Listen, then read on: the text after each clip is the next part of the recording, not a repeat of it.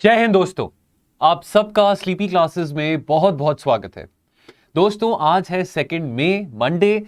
दोस्तों आज के डिस्कशन एनालिसिस वीडियो में हम 3 एडिटोरियल्स डिस्कस करेंगे।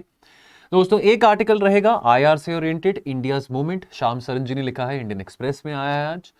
एक आर्टिकल दोस्तों बड़ा इंटरेस्टिंग आर्टिकल है, क्लाइमेट फाइनेंसिंग से रिलेटेड, ये भी इंडियन एक्सप्रेस में आया है। यहां पे हम बात करेंगे यूजिंग मार्केट्स टू डीकार्बनाइज। और एक आर्टिकल हिंदू में आया है, साइंस एंड टेक्नोलॉजी से रिलेटेड है, जहां पे इंडिया के आर&डी सेक्टर के बारे में बात करी जा रही है कि कैसे इंडिया आर&डी में इतना पीछे क्यों और कैसे आर&डी को बढ़ावा दिया जा सकता है। नेशनल रिसर्च फ्रेमवर्क की यहां पे बात करी गई है, तो एक रेलेवेंट एडिटोरियल आज का। और दोस्तों शुरू करने से पहले आपको ये बताना चाहते हैं कि दोस्तों आप चाहें तो अपने इंडिविजुअल बंडल ऑफ कोर्सेज भी अवेल कर सकते हैं, परचेज कर सकते हैं।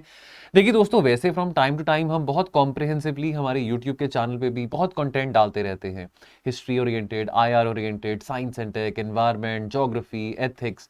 तो कोई ऐसा सब्जेक्ट नहीं है जिसकी अब हमारी तरफ से कवरेज पूरी तरह से ना हुई, तो अच्छी तरह से हम पूरी कवरेज करते हैं। लेकिन उसके बावजूद दोस्तों फिर भी स्पेसिफिक कोर्सेज अगर आपने बाय करने हैं, राइट, और भी बहुत सारी बातें हैं हिस्ट्री में, ज्योग्राफी में, आईआर में, इंटरनल सिक्योरिटी में, जो हम यूट्यूब पे शेयर नहीं कर सकते हैं, ठीक है, बिकॉज ऑब्वियसली टाइम लिमिटेशन का भी एक होता है। तो दोस्तों अगर आप हमारे कोर्सेज को अवेल करना चाहते हैं, मान लीजिए आपको लगता है जी मेरी ज्योग्राफी बहुत कमजोर है या पॉलिटी मेरी बहुत वीक है, चलो मैं सेल्फ स्टडी तो कर रहा हूँ पॉलिटी में, लेकिन फिर भी मेरे को थोड़ी सी उसमें गाइडेंस मिल जाए, उसमें क्या करंट अफेयर्स चल रहे हैं, क्या उसमें लिंकेजेस क्या हैं करंट अफेयर्स के स्टैटिक के साथ। तो एग्जाम्पल की बात है, पॉलिटी हो सकता है, हिस्ट्री हो सकता है, आईआर हो सकता है, साइंस है, ज्योग्राफी है, सोशल इश्यूज हैं। तो आप चाहें तो अपना इंडिविजुअल कोर्सेज ले सकते हैं। सबसे अच्छी बात यहां पे ये है कि कंटेंट लेक्चर्स में आपको इसमें जो अपग्रेडेशन है, आपको जो जो स्टैटिक कंटेंट है वो तो आपको मिलेगा ही मिलेगा long with the video lecture and the PDF, लेकिन साथ में आपको मंथली करंट अफेयर्स भी इसमें मिलते रहेंगे, राइट। तो जो भी अपग्रेडेशन रहेंगी मंथ टू मंथ, जो भी नई चीजें एडेड होंगी हिस्ट्री में, इकोनॉमी में, ज्योग्राफी में, आईआर में, एथिक्स में, वो भी आपको साथ के साथ करंट अफेयर्स के फॉर्म में भी प्रोवाइडेड रहेगा। तो आप चाहें तो उसको देख सकते हैं, इस दिए गए नंबर पे कॉल करके इसको अवेल भी कर सकते हैं। चलिए शुरू करते हैं। India's movement written by Shyam Saran.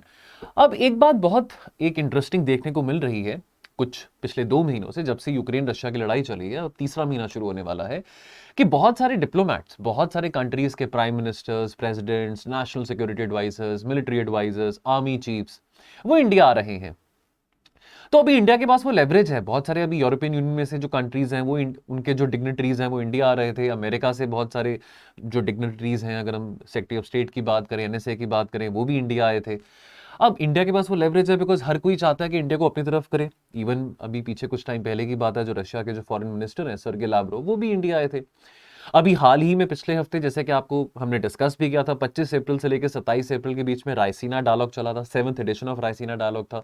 उसके चलते भी बहुत सारी डिप्लोमेटिक एक्टिविटी देखने को मिली, ठीक है, पब्लिक इंटरेक्शंस हो रही हैं, बहुत सारी बातें हो रही हैं। चलो पोस्ट पैंडेमिक वर्ल्ड की बातें हो रही हैं। वैसे भी जो थीम थी रायसीना डायलॉग की, वो टेरेनोवा, द न्यू फाउंड वर्ल्ड की वहां पे बात थी। लेकिन कहीं ना कहीं हर एक बातचीत में जितने भी डिग्नेटरीज फॉरेन कंट्रीज में से आ रहे हैं, कहीं ना कहीं हमेशा एक बहुत कॉमन बात जो सुनने को मिलती है वो ये है कि जी इंडिया की पोजीशन क्या है यूक्रेन रशिया के क्राइसिस को लेके। अब इंडिया अपनी पोजीशन तो बहुत क्लियर कर चुका है। इंडिया ने बोला है कि देखो हम रशिया के एग्रेशन को सपोर्ट नहीं करते हैं, हम एक पीस लविंग कंट्री है, बट ठीक है हमारी अपनी दोस्ती रशिया के साथ बहुत पुरानी, तो आज हम रशिया का गला भी नहीं पकड़ सकते हैं कि आप बोलो जी रशिया के साथ दोस्ती तोड़ दो। तो हमने अपना जो हमारा स्टैंड है बहुत क्लियर करके रखा हुआ है। लेकिन उसके बावजूद भी इंडिया के स्टैंड के ऊपर सवाल उठाया जाता है।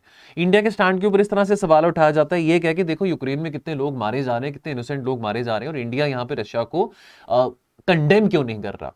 लेकिन अगेन हमने अपना स्टैंड बहुत क्लियर रखा है। अब यहां पे एक और डायमेंशन इस आर्टिकल में डिस्कस करा है कि जो वेस्टर्न नेशंस हैं, या अगर हम एशियान की भी बात करें, they are looking up to India. देखिए अब कहीं ना कहीं म्यूचुअल डिपेंडेंसी है, अगर वो हमको लुक फॉर, देखिए अच्छी बात है, देखिए हमारे संबंध क्वाड में, ठीक है, देखिए कितने सारे अलायंसेस हैं। चलो रशिया के साथ हमारी पुरानी मित्रता है, लेकिन डजंट मीन कि अमेरिका के साथ हमारी मित्रता नहीं है। अमेरिका के साथ भी रिलेशंस हमारे अच्छे हैं, ठीक है, बहुत ट्रेड करते हैं अमेरिका के साथ।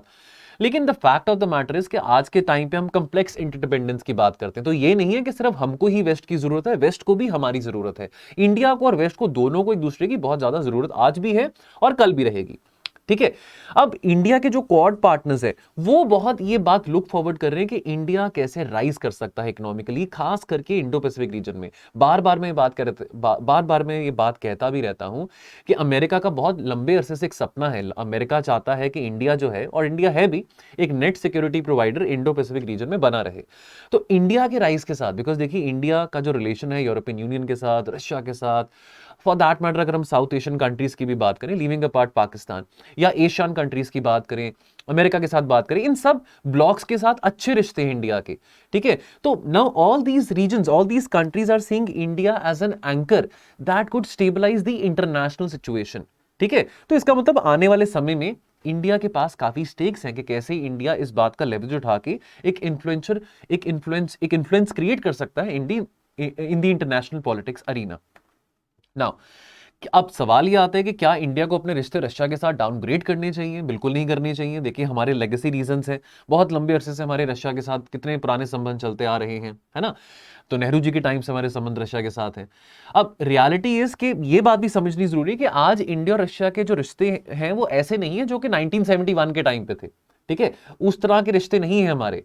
ठीक है, कोल्ड वॉर के, देखिए जब at the end of the cold war, देखिए उस टाइम पे अगर बात करें डिसइंटीग्रेशन ऑफ यूएसएसआर हुआ तो हमने भी अपनी पॉलिसीज काफी चेंज करी। हम पहले लुक वेस्ट कहते थे, फिर हमने लुक ईस्ट की पॉलिसी बनाई। पीवी नरसिम्हा राव जो उस टाइम पे प्राइम मिनिस्टर थे 1991 में, तो लुक ईस्ट की पॉलिसी बनाई कि कैसे हम ईस्ट एशियन रीजन के साथ और ज्यादा इकोनॉमिकली इंटीग्रेट कर सकते हैं। और अगर रशिया की बात करें तो Russia no longer saw China as a security challenge, but for India China became a bigger security challenge. The fact of the matter is कि पिछले 30 सालों में रशिया और चाइना के जो संबंध हैं वो और ज्यादा क्लोज हो चुके हैं। मे बी कोल्ड वॉर के टाइम पे रशिया और चाइना के संबंध इतने अच्छे नहीं थे, but that is what international relations is all about. कोई जरूरी नहीं है कि अगर आज आपके रिश्ते खराब हैं तो कल भी आपके रिश्ते खराब रहेंगे। ये सर्कमस्टांसेस बदलते रहते हैं, आपके नेशनल इंटरेस्ट बदलते रहते हैं, उसके साथ के साथ आप अपने रिश्ते बनाते हैं। तो इंटरनेशनल रिलेशंस में मैंने पहले भी बहुत बार कहा है कि कोई मॉरल पॉइंट ऑफ व्यू से आप रिश्ते अपने नहीं आगे बढ़ाते हैं या कम करते हैं। आपकी जरूरतें होती हैं, आपकी अपनी नेसेसिटीज होती हैं, नेशनल इंटरेस्ट होते हैं, जिस हिसाब से आप अपने रिश्ते अलाइन करते हैं। अब हमारा जो इकोनॉमिक और ट्रेड रिश्ता है रशिया के साथ, वो भी आप देखिए इतना ज्यादा स्ट्रांग नहीं है जितना आज से कुछ 25-30 साल पहले था, या अगर बात करें सोवियत के टाइम पे था। The fact of the matter is कि हम चलो किसी जमाने में रशिया से बहुत इंपोर्ट करते थे डिफेंस का सामान, लेकिन आज हम अमेरिका से भी कर रहे हैं, इसराइल से भी कर रहे हैं। ठीक है, और अगर हम बात करें अगर एनर्जी पार्टनरशिप की, तो अगर ऐसा देखिए रशिया के पास देखिए गैस रिजर्व्स हैं, ऑयल के रिजर्व्स हैं, तो ये सब हम लेवरेज कर सकते थे। लेकिन ऑब्वियसली लॉजिस्टिक चैलेंज भी आ जाते हैं कि इंडिया रशिया के लोकेशन की बात करें तो इतना ज्यादा ऑयल इंपोर्ट करना या गैस रशिया से इंपोर्ट करना वो भी आसान काम नहीं है। तो ख्वाहिश तो बहुत थी कि कैसे हम अपनी एनर्जी पार्टनरशिप को भी बढ़ावा दे सकते हैं इंडिया और रशिया, लेकिन the fact of the matter is कि पिछले कुछ सालों में रशिया और चाइना का जो रिश्ता है वो बहुत गहरा हुआ है। इवन अगर उनकी एनर्जी पार्टनरशिप की बात करें तो रशिया आज के टाइम में बहुत डिपेंडेंट भी है चाइना के ऊपर, बिकॉज अब अगर रशिया के ऊपर सैंक्शंस लगाए जा रहे हैं तो रशिया को नई मार्केट चाहिए जहां पे वो ये गैस और ऑयल रिजर्व्स एक्सपोर्ट कर सकता है। तो रशिया और चाइना के जो ट्रेड रिश्ते हैं, जो इकोनॉमिक रिलेशनशिप है, वो आज के टाइम पे कई ज्यादा डीपली इंटीग्रेटेड है as compared to Russia and India. अब कुछ अजम्पशन जो रही है हमारी पॉलिसी टुवर्ड्स रशिया में, देखिए एक की अजम्पशन जो रही है वो ये है कि देखिए रशिया नहीं चाहेगा कि वो एक जूनियर पार्टनर बन के रहे चाइना का। रशिया वो यूएसएसआर तो नहीं है जो 1991 से पहले था, राइट, लेकिन चाइना भी वो चाइना नहीं है जो आज से 30 साल पहले था। अमेरिका ने इस बात को रिकॉग्नाइज कर लिया है कि आज के टाइम पे जो सिग्निफिकेंट अदर पोल है वो चाइना है। तो वो कहीं ना कहीं जो बायपोलर कॉन्टेस्ट है जो कि किसी जमाने में इंडिया, किसी जमाने में यूएसए और यूएसएसआर के बीच में होता था, आज के टाइम पे वो यूएसए और चाइना के बीच में देखने को मिल रहा है। चाइना की जो प्रेजेंस है सेंट्रल एशियन रीजन में भी बहुत ज्यादा है। बहुत सारे एम्बिशियस इंफ्रास्ट्रक्चर प्रोजेक्ट्स हैं जो चाइना इस रीजन में रन अक्रॉस कर रहा है। अब अफगानिस्तान में भी देख रहे हैं पिछले कुछ टाइम से, जब से अमेरिका ने विड्रॉ किया अपने आप को अफगानिस्तान से, तब से चाइना की इंगेजमेंट अफगानिस्तान में भी बहुत ज्यादा है, तालिबान के साथ भी इंगेज कर रहा है। लेकिन ये जो रीजन है ना, सेंट्रल एशियन रीजन की बात करें या वेस्ट एशियन रीजन की बात करें, अफगानिस्तान की बात करें, स्पेसिफिकली अगर सेंट्रल एशियन रीजन हो तो रशिया इसको अपना ही बैकयार्ड, अपना ही नेबरहुड मानता है। तो रशिया नहीं चाहेगा कि आने वाले टाइम में चाइना इस रीजन में ज्यादा इंटरेस्ट दिखाए, या रशिया को यह बात मंजूर नहीं होगी कि इस रीजन के जो लीडर्स हैं वो चाइना को लुक फॉरवर्ड करें rather than looking forward to the Russian president. तो इंडिया के लिए बहुत जरूरी बात है कि एट द सेम टाइम हम बहुत क्लोज रिश्ता बना के रखें रशिया के साथ, और एट द सेम टाइम हम चाइना के साथ भी इंगेज करते रहें। यह एक और कारण है कि इंडिया ने बार बार अमेरिका को भी कहा था कि देखिए, अगर आप चाहते हैं कि रशिया को थोड़ा कंट्रोल करके रखना है, या अगर आप चाइना को कंटेन करना चाहते हैं इंडो पैसिफिक में, तो जरूरी बात है कि आप व्लादिमीर पुतिन के साथ भी अपने रिश्ते अच्छे बना के रखिए, अकोमोडेटिव रिलेशंस रखिए। ये बात पिछले साल की है। तो जो बाइडेन जब प्रेसिडेंट बने भी थे, तो जो बाइडेन ने एक मीटिंग भी रखी थी व्लादिमीर पुतिन के साथ, और ये कहा था कि भाई देख, अभी जो यूरोप में जो, अब ये तो पिछले साल की बात है, यूक्रेन में लड़ाई तो अभी हुई है, लेकिन जो बाइडेन ने बहुत क्लियरली कहा था व्लादिमीर पुतिन को कि यूरोप के जो मुद्दे हैं, हम वो बैठ के बातचीत करके हम नेगोशिएट कर सकते हैं, रिजॉल्व कर सकते हैं, क्योंकि मेरी अटेंशन, यानी कि जो बाइडेन ने कहा था कि मेरी अटेंशन इंडो पैसिफिक में रहने वाली, कि चाइना को कंटेन करना मेरे लिए प्रायोरिटी है। लेकिन क्लियरली जो बाइडेन सक्सेसफुल नहीं रहे थे व्लादिमीर पुतिन को अकोमोडेट करने के लिए, और हुआ क्या, व्लादिमीर पुतिन ज्यादा चाइना के नजदीक चले गए, जी जिनपिंग के नजदीक चले गए। लेकिन इंडिया ने बार बार ये बात कही थी कि कोशिश करिए कि कैसे रशिया अपने आप को डिस्टेंस कर सकता है from China, because Russia China अगर एक हो जाते हैं, उनकी फ्रेंडशिप अगर और ज्यादा स्ट्रांग हो जाती है, तो वो दुनिया के लिए सरदर्दी बन सकती है। अब कंसर्न्स फॉर इंडिया, अब ये जो चाइना और रशिया की कमिटमेंट है कि भी हम जो existing western dominated international orders को डिसमेंटल करना चाहते हैं, देखिए अब ये कहीं ना कहीं ये ख्वाहिश तो इंडिया भी देखता था एक जमाने में। याद करिए ब्रिक्स की अगर हम बात करें 2014 में, 2015 में, तो अब ब्रिक्स, अगर हम ब्रिक्स बैंक की बात करें, तो उस टाइम पे भी बहुत बड़ी बड़ी बात थी कि आईएमएफ को, वर्ल्ड बैंक को हम थोड़ा, ये जो आईएमएफ और वर्ल्ड बैंक का जो डोमिनेंस है, जो वॉशिंगटन कंसेंसस की हम बात करते हैं, कैसे इस डोमिनेंस को हम ब्रेक कर सकते हैं, कैसे हम रिवाइज कर सकते हैं ग्लोबल ऑर्डर को। तो इंडिया भी तब बहुत इसमें बढ़ावा दे रहा था, ब्रिक्स का ब्लॉक बना था, ब्रिक्स को लेके बहुत सारी बातें हो रही थी। लेकिन आज के टाइम पे ब्रिक्स कहां पे है? तो लेकिन आज के टाइम पे चाइना और रशिया बहुत कमिटेड हैं कि हम ये जो existing western dominated international orders को उसको हम डिसमेंटल करना चाहते हैं, ठीक है। लेकिन ये इंडिया के लिए बहुत बड़ा कंसर्न है, बिकॉज अगर ग्लोबल ऑर्डर जहां पे चाइना का से ज्यादा है, डेफिनेटली हमारे सिक्योरिटी कंसर्न्स हैं चाइना के साथ, तो that is a big concern to India. अगर किसी भी किस्म से China plays a very strategic role in the existing international order, especially long with Russia, ठीक है। Now in the shifting geopolitical landscape, यहां पे सजेशन दिया गया है कि इंडिया के इंटरेस्ट में है to remain engage with Russia and China as the two leading powers in the world. You never know, कल को, चलो आज के टाइम पे दोनों की अच्छी दोस्ती है रशिया चाइना की, यू नेवर नो कल को जाके सिचुएशन कैसी होगी, क्या पता कल को रशिया चाइना के रिश्ते अच्छे ना रहे। लेकिन हमारे लिए अच्छा रहेगा कि रशिया हमारा फ्रेंड बना रहे, बिकॉज चाइना के साथ तो हमारे कितने सालों से डिस्प्यूट चलते आ रहे हैं। Now what is the way forward? देखिए इन ईदर केस चाइना जो है, अगर चाइना कल को जाके ग्लोबल ऑर्डर में एक सिग्निफिकेंट रोल प्ले भी करता है, तो China will still remain India's major adversary, China will still remain India's major सिरदर्दी। Russia is already a weakened power in a European order. तो यहां पे श्याम सरन कह रहे हैं कि रशिया का जो ऑरा है, रशिया की जो अब जो पावर है, वो इतनी स्ट्रांग नहीं रही है। देखिए अब 2-2.5 महीने से जो रशिया यूक्रेन की लड़ाई भी चल रही है, तो श्याम सरन ये कह रहे हैं कि आज रशिया उतना वीक हो चुका है, शायद इतना वीक रशिया यूक्रेन की लड़ाई से पहले भी नहीं हुआ था। और यहां पे ये भी कह रहे हैं कि रशिया शायद केपेबल नहीं होगा कि फिनलैंड या स्वीडन को वो रोक सके फ्रॉम ज्वाइनिंग टू नेटो। देखिए अब फिनलैंड और स्वीडन, अभी तक तो वो न्यूट्रल स्टेटस उनका काफी टाइम से चलता आ रहा है ना, फिनलैंडाइजेशन की बात करते हैं। लेकिन अब इन दोनों देशों ने भी इच्छा जताई कि हम भी नेटो में आना चाहते हैं, नेटो के ब्लॉक में हम मेंबर्स बनना चाहते हैं। लेकिन अब बात है कि अमेरिका की सिचुएशन कैसी है, क्या अमेरिका आज के टाइम पे बहुत स्टेबल है? चलो अमेरिका ने लोगों को तो समझा दिया, जो बाइडेन लोगों को समझा दिया कि भी हमने चलो विड्रॉ किया अफगानिस्तान से, कितने लाखों करोड़ रुपए पिछले 20 सालों में वहां पे लगे थे, उसको लेके भी बहुत सवाल अमेरिका की लीडरशिप के ऊपर उठाए गए थे। लेकिन आज के टाइम पे बहुत सारा, अगर हम डोमेस्टिक ऑडियंस की बात करें अमेरिका में, तो लोगों को इतना भरोसा नहीं है जो बाइडेन में, ठीक है। तो डोमेस्टिक पॉलिटिक्स अमेरिका में भी बहुत अनप्रिडिक्टेबल है। हो सकता है कि अगली बार जब अमेरिका में इलेक्शंस हो तो डेमोक्रेटिक प्रेसिडेंट ना आए, क्या पता वापस से डोनाल्ड ट्रंप ही आ जाए, ठीक है। अब यहां पे बात करिए कि यूरोप बहुत सिग्निफिकेंट रोल प्ले करने वाला है यूरोपियन ऑर्डर में, और आने वाले समय में Europe led by Germany would want to play a more independent role, distancing itself from America also. तो बहुत जरूरी है कि हम अपनी दोस्ती जो है यूरोप के साथ भी बहुत ज्यादा स्ट्रेंथन करें। Now to sum it up in the end, देखिए अभी फिलहाल इंडिया के पास वो लेवरेज है कि बहुत सारे देश हैं वो इंडिया, अब बहुत सारे लीडर्स हैं वो इंडिया आ रहे हैं, इंडिया का स्टैंड जानना चाह रहे हैं, ठीक है। वो कहीं ना कहीं कोशिश कर रहे हैं कि इंडिया उनकी तरफ स्टैंड ले, चाहे वो वेस्टर्न ब्लॉक की बात करें या फिर अगर हम बात करें रशिया की। चलो पहले तो चाइना के फॉरेन मिनिस्टर भी यहाँ पे आए थे, रशिया के फॉरेन मिनिस्टर भी आए थे, हर एक देश कोशिश कर रहा है कि कैसे इंडिया को अपनी साइड पे कर सकते हैं। लेकिन आज ये अपॉर्चुनिटी इंडिया के पास है, ये बार बार नहीं होने वाली, तो बहुत जरूरी है कि इस अपॉर्चुनिटी का हम लेवरेज उठा सकें। Now it is a rare but perishable, यानी कि खत्म हो जाएगी अपॉर्चुनिटी, हमेशा नहीं रहने वाली, ठीक है, which has presented itself to significantly advance India's long term prospects। तो ग्लोबल पॉलिटिकल ऑर्डर में, इंटरनेशनल पॉलिटिक्स में हम एक बहुत सिग्निफिकेंट रोल प्ले कर सकते हैं आने वाले समय में, तो इस अपॉर्चुनिटी का एडवांटेज हमको उठाना चाहिए। चलिए अगला आर्टिकल अजिताभ शर्मा का, यूजिंग मार्केट्स टू डीकार्बनाइज। देखिए अगर हम बात करें इकोनॉमिक ग्रोथ की, देखिए अब ये बात तो बहुत वेल अंडरस्टूड है, आज के टाइम पे हम सस्टेनेबल डेवलपमेंट की बात करते हैं। देखिए इकोनॉमिक ग्रोथ जो है that is इनएक्सट्रिकेबली connected with energy consumption. तो देखिए एनर्जी, अब इंडिया ने अगर डेवलप्ड देश बनना है ना, इसी के कारण हमने अपने नेट जीरो की कमिटमेंट 2050 तक नहीं बोली थी, हमने कहा था हम 2070 को अपना नेट जीरो कमिट करेंगे। ऑल्दो एक्सपेक्टेड नहीं था कि हम इतने जल्दी वो भी अनाउंस कर देंगे 2070 का, बट नेवरदलेस हमने एक बात बहुत क्लियर रखी है कि भाई हमारी जो डेवलपमेंटल नीड्स हैं वो हमारी प्रायोरिटी है, ठीक है, पॉवर्टी एलिवेशन हमारी प्रायोरिटी है।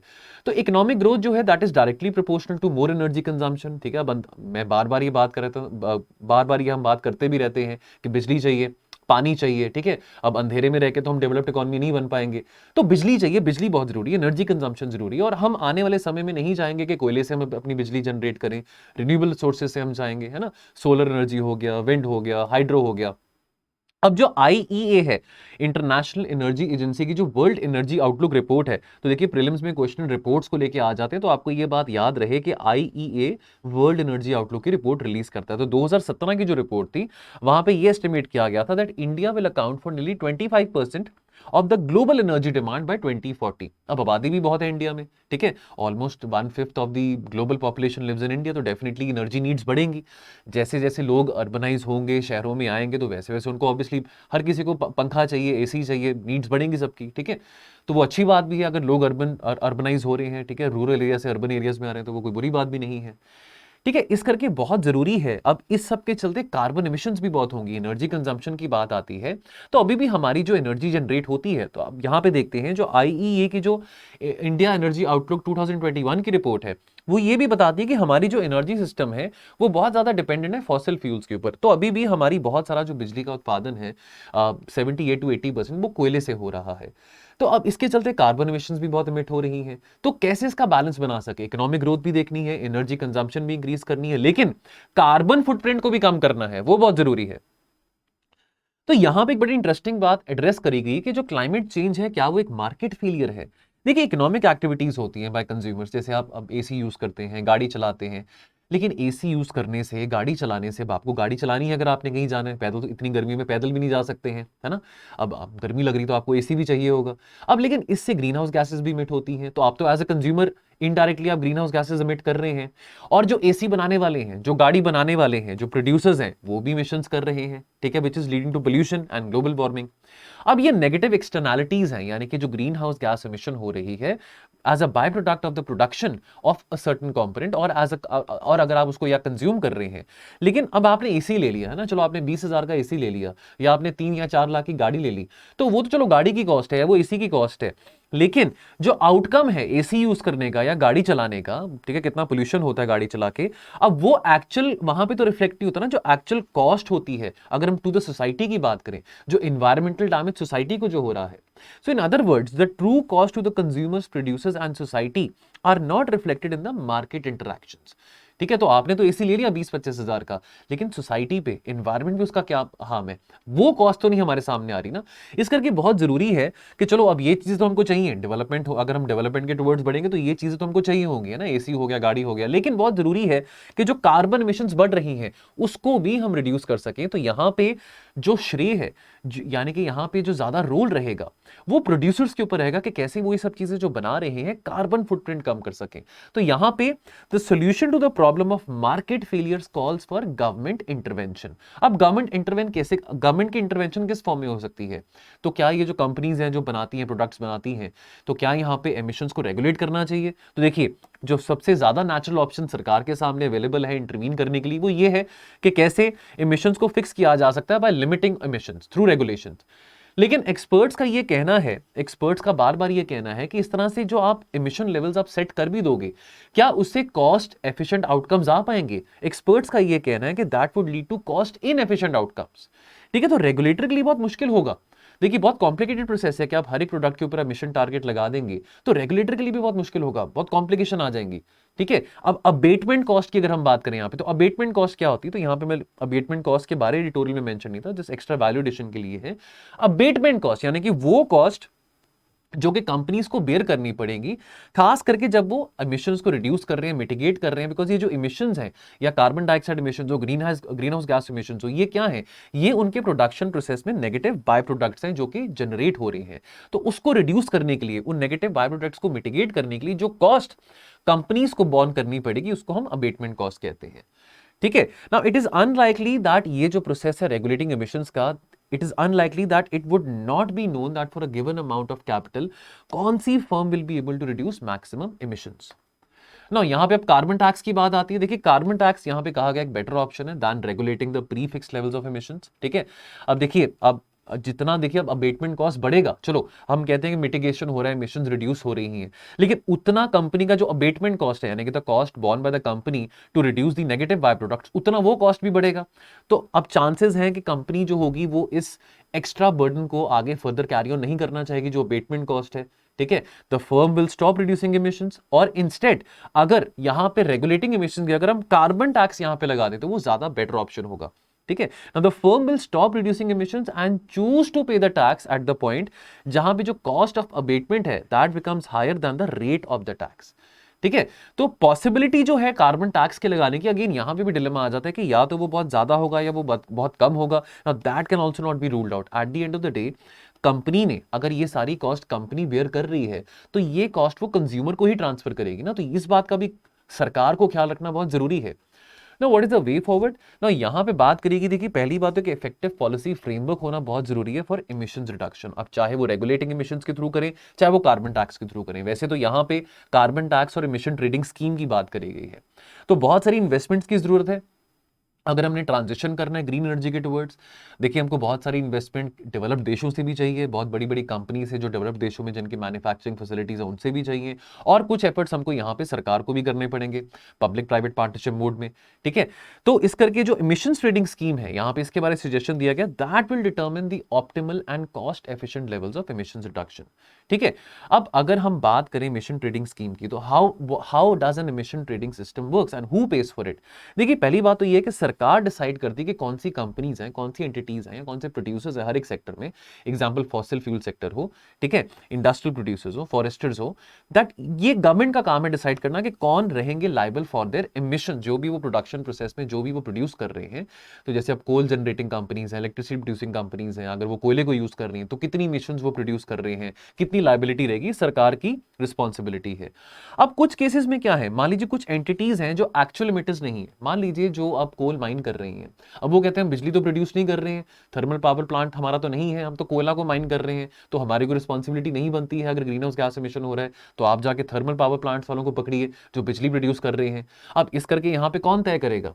ठीक है। अब यहां पे सरकार ने तय करना है कि लायबिलिटी किसके ऊपर पड़ती है। लेकिन अब जो कोल माइन भी कर रहे हैं, बट वो रिस्पॉन्सिबल तो है ना for the emission generated, because वो कोल को एज अ प्रोडक्ट यूज करके जो थर्मल पावर प्लांट्स है वो बिजली जनरेट कर रहे हैं। ठीक है। तो इनडायरेक्टली लायबिलिटी तो कोल माइनिंग कंपनीज की भी बन जाती है। तो बेसिकली यहां पे इमिशन ट्रेडिंग सिस्टम में क्या रहेगा, एक ट्रेडिंग मार्केट खड़ी की जाएगी जहां पे जो एंटिटीज हैं वो the companies they can buy units to cover their emission liability। ठीक है। तो वो किससे यूनिट्स खरीदेंगे, उन एंटिटीज से जिनकी जो ग्रीन हाउस गैस इमिशन है वो बहुत कम है, उनसे वो ज्यादा यूनिट्स खरीद सकते हैं। या अगर उनको लगता है कि उनकी जो ग्रीन हाउस गैस इमिशंस हैं वो कम है तो वो अपनी यूनिट सेल कर सकते हैं उन एंटिटीज को, उन कंपनीज को जिनकी प्रोडक्शन प्रोसेस में ग्रीन हाउस गैस इमिशन ज्यादा है। तो यहां पे इमिशन ट्रेडिंग स्कीम की भी बात करी गई है। चलिए सो दोस्तों आज का last editorial funding woes haunt Indian science. देखिए दोस्तों यहाँ पे आर&डी एक्सपेंडिचर की बात करेगी, बहुत जरूरी है। अगर हम अपने देश में आर&डी में खर्चा नहीं बढ़ाएंगे, साइंस में खर्चा नहीं बढ़ाएंगे, ठीक है, साइंस आर&डी में खर्चा नहीं बढ़ाएंगे तो सोशल एडवांसमेंट नहीं होगा। ठीक है। अब देखिए अब बहुत लिटिल पार्टिसिपेशन देखने को मिलती है प्राइवेट सेक्टर से, बहुत बार इसको लेके हम बात कर चुके हैं कि आर&डी पार्टिसिपेशन सरकार के द्वारा भी और प्राइवेट सेक्टर के द्वारा भी बहुत कम है। तो अगर हम देखिए, अगर यहाँ पे हम बात करें, कुछ आंकड़ों की बात करें, ठीक है, हमारा खर्चा as a percentage of GDP towards R and D कितना है, 1% भी नहीं है। And this is way below than USA, China, Japan, European Union. ठीक है। अब देखिए ये जो सारे देश हैं, अगर आज चाइना की भी बात करें, चाइना के सक्सेस की बात करें, तो चलो चाइना में डेमोक्रेसी नहीं है, वो एक डिफरेंट डिबेट हो जाती है। लेकिन चाइना ने जो आज ग्लोरी अचीव करी है, बहुत बड़ा कारण ये है कि चाइना ने R&D में बहुत इन्वेस्ट करा है। अब R&D जो इन्वेस्ट किया जाता है वो कॉलेजेस में, स्कूल्स टाइम से शुरू किया जाता है, बच्चों में इन्वेस्ट करा जाता है, साइंस लैब्स में इन्वेस्ट किया जाता है। ये नहीं कि आप बाद में जाके आइसोलेशन में R&D में इन्वेस्ट कर रहे हैं, वो पूरा प्रोसेस है। तो R&D को एजुकेशन के साथ इंटीग्रेट करना भी बहुत बहुत जरूरी है। अब हमारा जो ग्लोबल R&D एक्सपेंडिचर है that remain static at 1 to 3% of the global total. और यूएसए और चाइना की बात करें, देखिए चाइना का देखिए, अगर अमेरिका का 25% है तो चाइना का जो ग्लोबल कंट्रीब्यूशन है टुवर्ड्स R&D दैट इज 23%। तो हम कितना पीछे हैं दोनों देशों से। तो बहुत जरूरी है कि हम अगर सोशल एडवांसमेंट चाहते हैं, अगर हम सोसाइटी में प्रोग्रेस देखना चाहते हैं, नई नई डिस्कवरीज देखना चाहते हैं, जॉब क्रिएशन चाहते हैं, तो हम R&D में इन्वेस्ट करें। अब कुछ स्टार्ट जो कि वर्ल्ड बैंक के सामने, वर्ल्ड बैंक ने जो निकाले हैं, वर्ल्ड बैंक के स्टैटिस्टिक्स ये इंडिकेट करते हैं that India had just 255 researchers पर मिलियन पॉपुलेशन इन 2017। अब इससे 35-40 गुना ज्यादा रिसर्चर्स हैं पर million population in countries like Israel, Sweden and south Korea. अगर हम अपने बजट की बात करें तो इस साल का जो 2022-23 का जो बजट है, जो ministry of science and technology है, उसको कितना दिया गया है? महज 14,000 करोड़। तो 14,000 क्या होता है? 14,000 कुछ भी नहीं होता। 14,000 करोड़ अगर हम R&D की बात करें तो कुछ भी नहीं है, ठीक है। और इवन ये पिछले साल से लगभग 4% ड्रॉप किया गया है जो बजट एलोकेशन है towards ministry of science and technology. अब यहां पे बात आती है NRF की, जो नेशनल रिसर्च फ्रेमवर्क है, नेशनल रिसर्च फाउंडेशन है।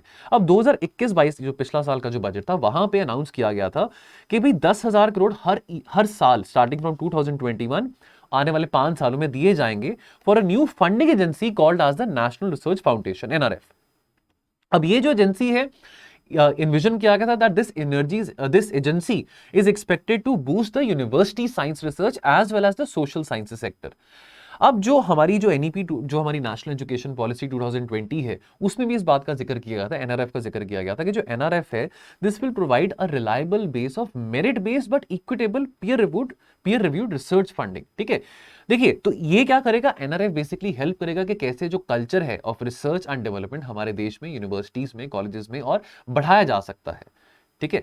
नाउ अब NRF की इंपॉर्टेंस की बात करें, देखिए ज्यादातर जो हमारे देश में जो साइंटिफिक रिसर्च रहती है वो गवर्नमेंट लेबोरेटरीज में रहती है, या कुछ बहुत जो जाने माने प्रीमियर इंस्टीट्यूट्स हैं, IITs की बात करें, ठीक है, IISCs की बात करें, इंडियन इंस्टीट्यूट ऑफ साइंसेस की बात करें। प्राइवेट सेक्टर पार्टिसिपेशन बहुत कम देखने को मिलती है R&D में, साइंस R&D में, ठीक है। अब ज्यादातर ये भी देखने को मिला है कि जो खर्चा है, जो एलोकेशन है सरकार का, वो DRDO को ज्यादा जाता है, ठीक है, डिफेंस रिसर्च डेवलपमेंट ऑर्गेनाइजेशन को ज्यादा जाता है, ministry of science and technology को कम जा रहा है, ठीक है। तो ये प्लान किया गया था कि NRF को बना के इसको और ऑटोनॉमी दी जाएगी और इसको कम ब्यूरोक्रेटिक, लेस ब्यूरोक्रेटिक बनाया जाएगा, ताकि कितने सारे हजारों जो कॉलेजेस और यूनिवर्सिटीज हैं हमारे देश में, वो इसके एम्बिट में आ सकते हैं विदाउट एनी ब्यूरोक्रेटिक इंटरवेंशन, ठीक है। लेकिन इस साल के बजट में इस इनिशिएटिव को लेके, NRF को लेके कोई बात क्यों नहीं करी गई है?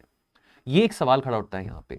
ना what is the way forward? तो हम ग्लोबल लीडर तब तक नहीं बन पाएंगे जब तक हम अपनी बेसिक R&D को लगभग कम से कम 1%, ताकि कम से कम इतना तो एटलीस्ट 1% ऑफ द GDP जो है, इतना खर्चा तो हम टुवर्ड्स R&D करें, तब तक हम इतना डेवलपमेंट जो पैरामीटर्स है नहीं अचीव कर पाएंगे। तो बहुत जरूरी है कि R&D को लेकर हम खर्चा और बढ़ाएं प्रोग्रेसिवली, ठीक है। अब देखिए सबसे बड़ी प्रॉब्लम क्या आती है? सबसे बड़ी प्रॉब्लम आती है जो ब्यूरोक्रेटिक बैरियर्स है, जो रेड टेपिज्म है, ब्यूरोक्रेटिक जो डिलेज है। और दूसरी बात ये आती है कि हमारे पास एक इररेगुलर और अनरिस्पॉन्सिव फाइनेंशियल सिस्टम है। इन दोनों चीजों को एड्रेस करना बहुत जरूरी है, ठीक है। यहां पे एक बड़ी अच्छी बात कही गई है जो कि बहुत कॉमन है इंडियन सिनेरियो में। It is widely felt that it is often very less difficult to have a project approved. Project को अप्रूव करने में मुश्किल नहीं है, लेकिन उस प्रोजेक्ट को कंटिन्यू करने में, पीरियोडिकली जो फंड्स उस प्रोजेक्ट के लिए जो रिलीज करे जाते हैं, वो रिलीज करवाना बहुत मुश्किल काम होता है। Because why? बिकॉज यहाँ पे ब्यूरोक्रेटिक बैरियर्स आ जाते हैं, रेड टेपिज्म आ जाता है। तो इसको एड्रेस करना बहुत जरूरी है।